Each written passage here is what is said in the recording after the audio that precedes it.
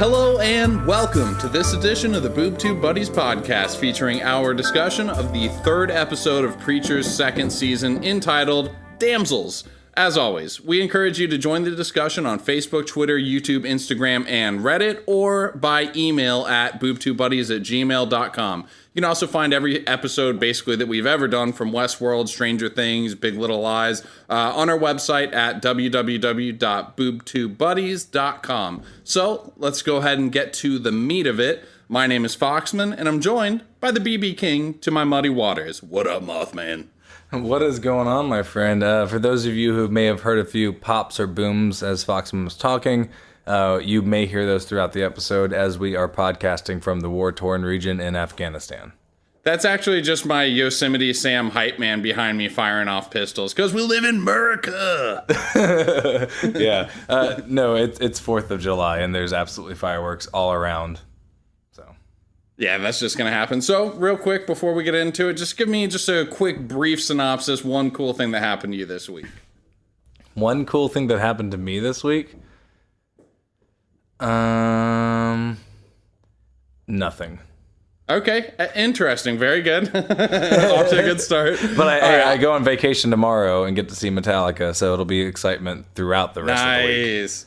I had a story that actually I was just about to share with you right before we came on air, and then I thought, I'll just tell it on air real quick. So I interview people as just part of my job, and I was interviewing somebody for a super technical position, and people for those technical positions oftentimes are incredibly brilliant, but very reserved, I guess it would be the nice way to put it, and sometimes struggle in their interviews. So I have this guy, and I'm asking him questions. I'm getting very limited responses, but I have some questions that the company actually makes me ask. So Sure. They're baseline questions. So one of them is, can you name a time where you settled a dispute or a conflict? And the guy starts off, which is fine. People often stammer with these stupid boilerplate questions, and so finally he starts in and he's telling this story about how Don and Timmy, or whatever their names were, started, kind of getting after each other. And then all of a sudden it turned into a physical altercation. And he's like, and I had to jump in there, and they were just, I'm sorry. I made that whole story up. That's what he did. Oh, God. That is amazing. I did not know how to react, because I had never had somebody just lose steam in the middle of a lie in an interview and then just admit it because they couldn't carry it on anymore. The rest of the interview was I was trying to, that happens all the time. What do I say to that? It happens all the time, but usually people don't admit it. Yeah, right? Yeah, exactly. I don't care if somebody lies. Can I share with you a ridiculous interview story? Yeah. Okay. Most ridiculous interview story I have is just to kind of warm up. I do a lot of group interviews for positions, so there's multiple people, and so to warm up the group, we just kind of a lot of times ask is tell us something unique about yourself, introduce yourself. And there's this one person who, already socially awkward, says, kind of like I did when you said something cool that happened this week, just I don't, there is one thing, let me show you, pulls out his phone, notifications, takes a good minute to clear notifications, which you realize it's just he's like, and then he finally says, it's my background photo, so that's why, so you can see it, and then he just turns it around, and it's just him in a mascot outfit with another person. He goes, I'm a furry. No. In a group interview. In a group interview. And it was just so shy and timid, yet thought that would be the story to share. It was remarkable. And now he's moved up through the company and he's your supervisor. Exactly. That's all it is. Okay, let's talk Preacher. By the way, excellent story. Fucking, I can't believe you never told me that. What'd you think about episode 3? I had a great time with it, particularly the Eugene stuff. Oh my God, yes. Okay, so we'll get into that here in a minute. Scale of 1 to 10 for Preacher, just strictly within the Preacher TV show universe, how did this episode sit for you? I really enjoyed it. I mean, the last episode was almost this weird, like, I wouldn't call it filler, but it was like this side quest episode, but it was still remarkably good. Like, it was so much fun, so entertaining. This one felt like it gave such relevant information to the entire character of Eugene. My only regret was that we weren't already told this story, because otherwise, I love this episode. I mean, this season so far seems a little stronger and more consistent than the last season to me. I totally agree. They've certainly found their stride in this season. Yes. I liked the last episode more than you did. So last episode was like a 9 for me. Like, I was just really into it. This episode, I thought was very good, very enjoyable. It was like a Preacher 7, meaning that like the worst episode would be a 1, So 7's pretty good. So I want to, let's go ahead and move forward. I have no idea what these fucking gunshots are going to sound like when this comes out, but it sounds very loud to me where I'm at right now. So it just sounds like you keep stubbing your toe. Hey, at this point, should we maybe try to sum up the episode in a tweet? 140 characters or less used to summarize the entire episode. Mothman, kick over to it. Oh, yeah. Oh yeah, we're summing it up, so summing it up, summing it up. Oh yeah, we're summing it up. Oh yeah, we're summing it up, so summing it up, summing it up and up. Tweet. All right, Mothy boy, why don't you go ahead and fire it off? Okay, I have 3 characters to spare. It's complete and total prose, but it is magnificent. Are you ready? Ooh. No, it's not. Eugene is clueless and wouldn't know what to do with brains, even if they were laying on the bed. Not the murder-suicide pact that we thought. Wait, is that it? Yeah, that's it. God damn, Edgar Allan Poe. I wish that you'd pick it up a little bit. Oh my god. What this is perfect Mothman right here. The first time I ever met him, I went into the bathroom up the mall that's closest to us. I had never met Mothman before, and I see this guy, and at this point, he's a little furry, a little pudgy, and super pale with rosy cheeks. And he's leaned over in front of the bathroom mirror, applying mascara to his eyes. And he looks over at me, just winks and goes, "I'm the Mothman." And then runs into the stall and slams it behind him. And I didn't meet him again for another 5 years after that. Oh, man. Nocturnal encounters, yeah. No, well, so if I say the first line a little more, like, fun-like, then it's more of a bad joke. Eugene is clueless. He wouldn't know what to do with brains even if they were laying in the bed. Tough crowd. Oh, God. All right. New Orleans debauchery and terrible jazz. Jesse fights baddies and uses the old razzmatazz. Eugene and his friend zone Franny shoot their face off. Now he's in hell with his buddy Adolph. And that is summing it up in a tweet.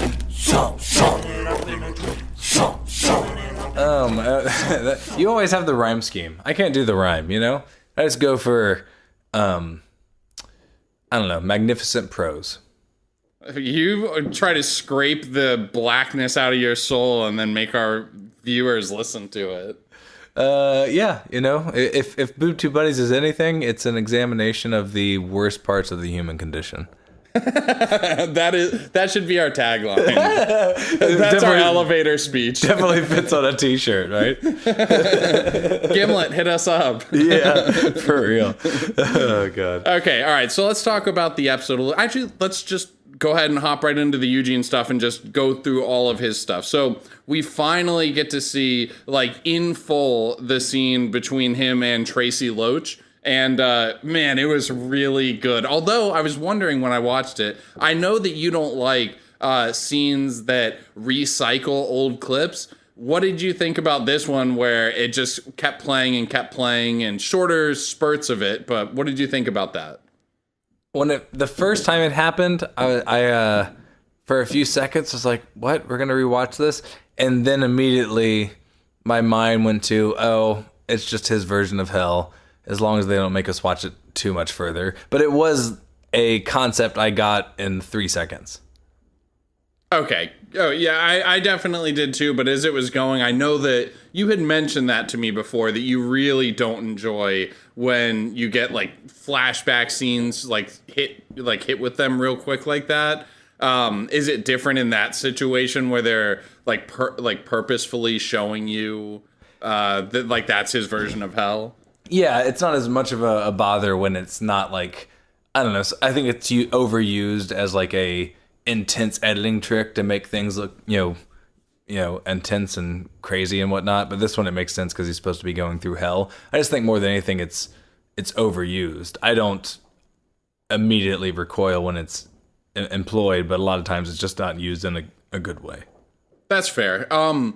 Is Adolf Hitler, is he in the Preacher comics? I'm trying to remember. I imagine he has to be at some point. Just because of how over the top it is, and there's definitely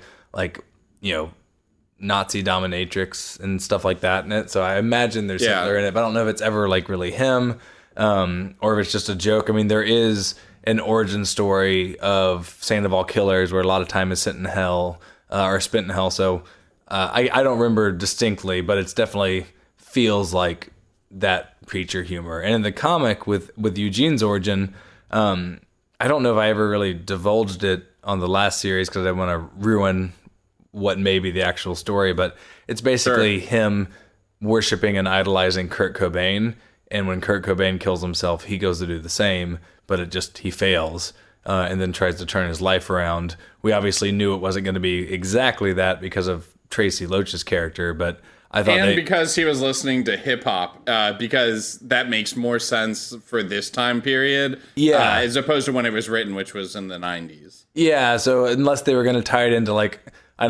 idolizing, Tupac or Biggie and somehow getting shot through gang violence, I didn't think they were going to go that route. I'm sorry, this is the mid 2000s. It would be 2 Chainz or Wale, maybe Kendrick Lamar. It wouldn't be. Drake. What's his name? It was Drake. I was gonna say Cedric, but that's not it. The guy does Thong Song. Cedric? How about Nelly? How about Nelly with the tape on his cheek? Cisco. Yeah, there we go. Cisco and Nelly. That would have been more apropos, right? Yeah, that nothing says I'm gonna shoot myself in the face like let me see that thong. It makes me want to shoot myself. So in the hard face. You can't handle it. Gonna put a gun in your mouth and blow it. Oh my god, here it goes again. That's actually not bad though. I try. Unlike when we were talking before the podcast and we were basically getting ready for the show, singing what we were doing to Space Oddity by David Bowie, and you fucked up so bad. It was exactly like the interview. You fucked up so bad in the middle of it and literally went, ugh. Anyway.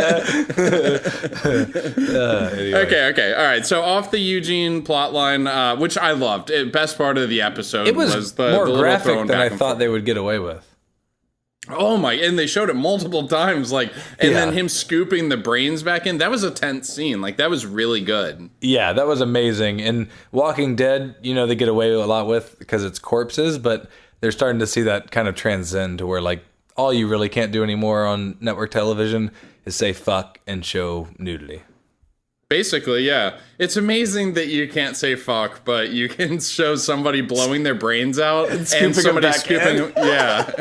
Oh, man, what America. A stupid, backwards piece of shit society we live in. Happy 4th of July, everyone. So I'm curious what you thought about the jazz music, especially the song is called "A Walk to the Peak." What did you think about that song? I love crazy freeform jazz. I thought that it was maybe the biggest sack of shit music that I've heard in my entire life. I thought, honestly, when I was listening to it, I thought this almost perfectly sums up my opinion of the Twin Peaks season 3, episode 1. So the issue with a song like this is a lot of these are jazz standards, so they just have a very general chord structure and main melody, but otherwise it's been 100 times, and this was just done with over the top freeform jazz where this is chaotic. This is the type of jazz where they'll say it's not the notes you play, it's the ones you don't, so you have to kind of feel the melody out between every note they don't hit.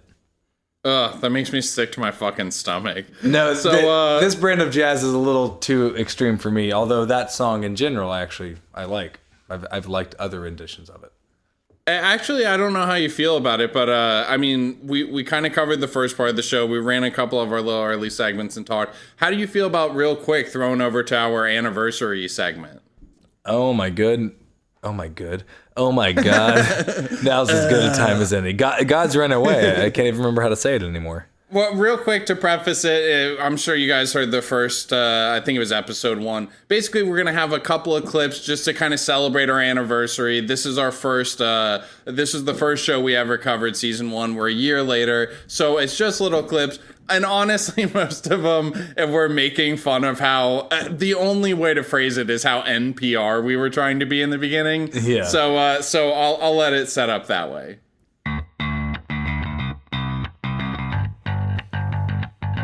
Anniversary! Anniversary! Bringing the thunder, bringing the noise. Let's take off the scene with excitement and joy.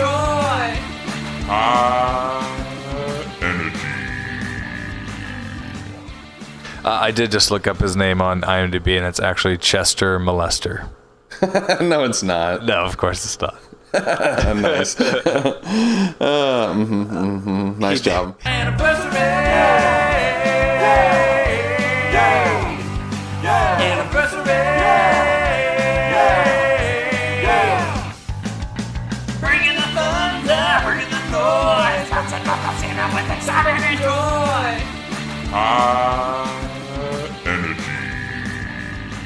Alrighty, we are back. Hopefully you enjoyed that fantastic low-key segment with lots of laughs as we lightly ribbed at each other and joshed around. Yes, I believe it was excellent. It reminds me of sipping on Chianti and listening to Enya. Hey, you know what? I'm going to take the moment to just say we have a new advertiser and we're really excited about it. And the reason we're excited about it is because it's for Spiders Will Eat Your Face. Bum, bum, bum. Can you do your best Job impression saying spiders will eat your face? Spiders will eat your face. That actually sounds pretty convincingly Will Arnett. So congratulations there. Another good impression in the bank. Thanks, man. Anyway, Spiders Will Eat Your Face. It's available on Amazon Prime, instant watch on amzn.to. It is a documentary about the history of pet tarantulas in America and how it correlates to some different movements throughout American history. And it also may just give you the heebie-jeebies. So, check it out. Ooh. All right. Man, you're a great sound department. Yeah, thanks, dude. Since we're too cheap to afford drops. By the way, sign up for our Patreon page so that we can start doing some drops. Cool. Drops. Is it BTB or Boob Two Buddies on our Patreon page? I never remember. I think it's Boob Two Buddies. Boob Two Buddies. Okay. All right, so let's get into it. So the scene where they go down to the basement, because that is that club or that bouncer's version of seeing God, I guess, and it's a fucking Dalmatian with the dominatrix thing. Like, I'm pretty sure that was the dude that you interviewed for your job that one time. That would not surprise me. All I know is that Jesse pissed him off, and he was just like, oh, that was funny. And actually, I thought something was going to come out of it, because as they left it, like before it went to commercial, it zoomed in on the Dalmatian's eye. So it kind of made me wonder if that would ever come back to it, or if that was just a Preacher style moment. Yeah, it's hard to say. They actually, one of the things they've done with the Walking Dead series that I appreciated as a comic reader is they've kept a lot of it very similar, but changed enough to where you would still be surprised by certain deaths and you wouldn't necessarily know what the plot's doing. And they're kind of doing a similar thing here without giving anything away. The white suited men with red ties that Jesse fights, as well as the dominatrix setup, both immediately have a reader of the Preacher comics thinking of two different storylines that both of these could tie into. They may both kind of start out in this season and not actually come to fruition, but it's one of those things where you're like, is it one of these two plots? And yet episode 1, I don't even think I mentioned it, is talking about what would tie into another plot. So they're really kind of having fun, I think, with what direction they can take it. Is one of what you're talking about Grail? Yes. Okay, nice. Yeah. So that's one of them. And then the other one is that's one of the plot. things I do specifically remember from the comics, so I'm pretty goddamn excited about it. So they end up splitting off. So let's stay with Jesse then for a little bit here. He goes basically bar to bar. He's kind of getting laughed at looking for God, and he hurls some drinks at some people, and finally he ends up, I think, passing out at a bar, and the bartender wakes him up. On his way out, the dude, who we end up finding out later is in league with the white suit dudes, sends him to go see Laura Featherstone, maybe? Yeah, I'm trying to remember the name, but the I think that's her lady. name, and I think she was actually in the books, if I remember correctly. So he goes. There's this whole back and forth where she kind of is like rebuffing this dude who is hitting on her. He ends up. I guess she runs outside, and that's when he fights the dudes, and he uses Genesis. Stop. Bum bum bum. And I do like that he actually, like, when it comes to fight time, that he actually just kicks all their asses without using it. Yeah. I mean, he basically uses it to do certain things, like such as stop a vehicle or somehow have a vehicle run into the Saint of Killers. But other than that, he does just kind of beat ass. Like the first season, there's that pretty early on scene when he beats the shit out of Donnie, like that. Kind of lets you know what things are going to be like going forward. I'm going to make you squeal like a rabbit in a trap or something like that. Yeah, exactly. So it's nice to see just like kind of those moments, because you've seen a lot of it with Tulip, and then obviously Cassidy's a vampire, so it's nice to show those moments for him. I can't wait till we get some more Cassidy vampire fight moments. Those are some of my absolute favorite. Absolutely. Yeah. Ooh, can I say it was really nice that we got back to having the intro music this episode? Oh yeah, and yeah, they did the black background, and then it was like the Eugene standing there. Yeah, to have that song come back, that was nice. Well, it was a bunch of different shots. Then through that, straight to shots around New Orleans. It's a great fucking intro song, and the way that they use it with the letters. Basically showing little bits of these images in between. It's a very cool intro. And I like that it's different every episode, because it basically, wherever they're at, takes the images of like the place that they're at and sets the mood or the tone. It's just a cool intro. And also, selfishly for the podcast, I like people to understand that our intro music isn't just fucking random for a show like this, that it's actually it's actually the first one you ever made for our podcast. It was. And transferring that kind of raucous harmonica to flute was quite the task, but I endured. Yeah. Did you, is there really anything else other than us finding out that Laura, first off, obviously she's wearing a wig, but that it meets up with the bartender that had sent Jesse to go see her. So she's working for the bad guys. And I think that they were specifically setting up this whole situation just to see what the capabilities he had were. Yes, and as far as like the blonde girl, that is Featherstone, you're right, and that is the thing you mouthed earlier that we won't give away yet, because you aren't really sure who this shady organization is, but this is one of the major early on plots in the comic, with the dominatrix stuff kind of maybe being a different one. But yeah, I think they're just trying to test his powers and figure out, because, I don't know, you get a feeling that they're going after Genesis and somehow know he has it, or somehow they're wondering why this dude's going after God, but how would they be in tune with that? So I think Genesis is the only thing that would make sense.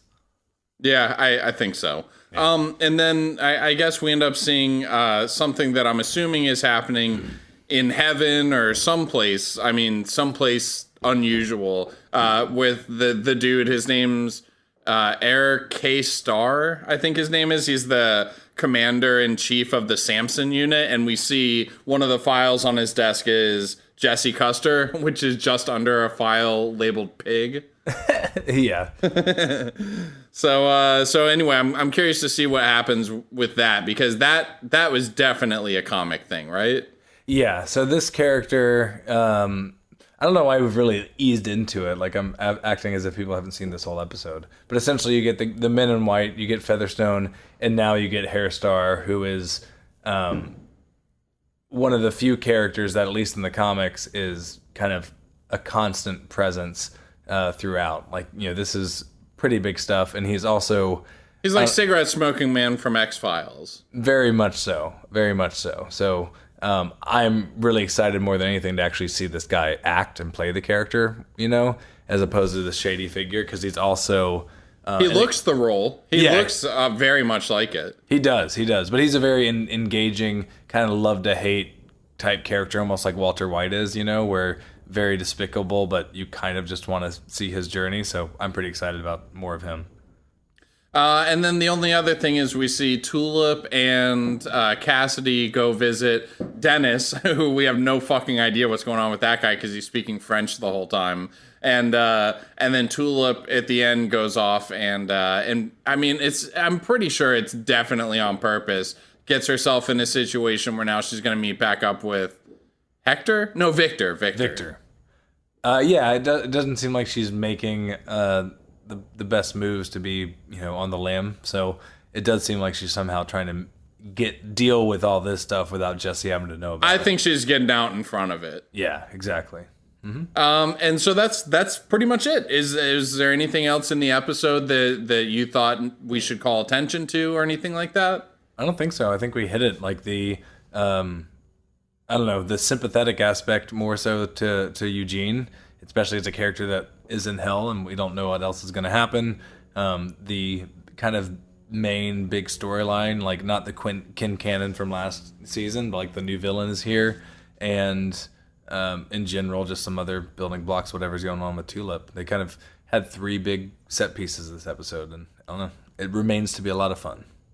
Yeah, very good. So for everybody listening, thank you so much for making it through the whole episode with all the goddamn noise in the background. We're definitely apologetic for that, but there's literally nothing that we can do. So not a big deal.